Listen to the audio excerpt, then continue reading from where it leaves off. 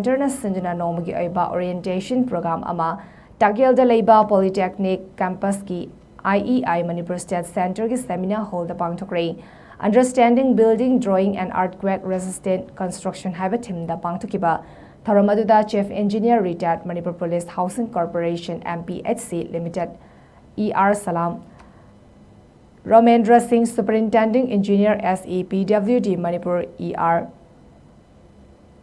Thongram Komol Chairman IEI Manipur State Center L Swamikanta Singh Honorary Secretary IEI Manipur State Center Dr. D.S. Subhas Chandra Singh Amadi Dr. N. Shyamananda Singh na Saruyaki Thoramga Mari Lenina Salam Romendrona Fongdorapada Earthquake Thokpada Akai Atoi Thokpadagi Kannaba Engineer Singh na Honorable Singh Bureau of Standard Singh na Control Tawi Amadi Measure Singh Follow Fazana Tauba Mathau Tai Haina Fongtokhi Question Fazana Mutana Khalida Sina Tabayade the IS 1993 1993 has said the same account. I had 1993 1994 level, but it is not that 1993 say 00 to the revised of it.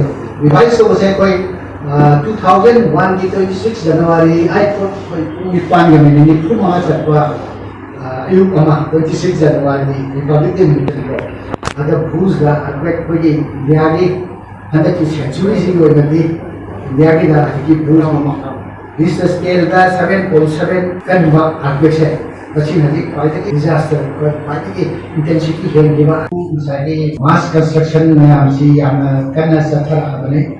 I am back with the India context. Another day, 15 the capital level, reaching the high rise, reaching the high.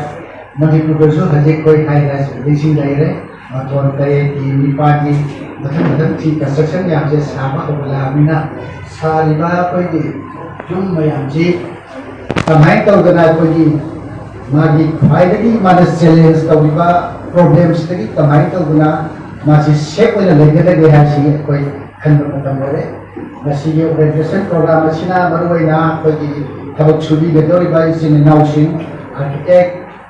Civil engineer, supervising engineering, design structural engineering.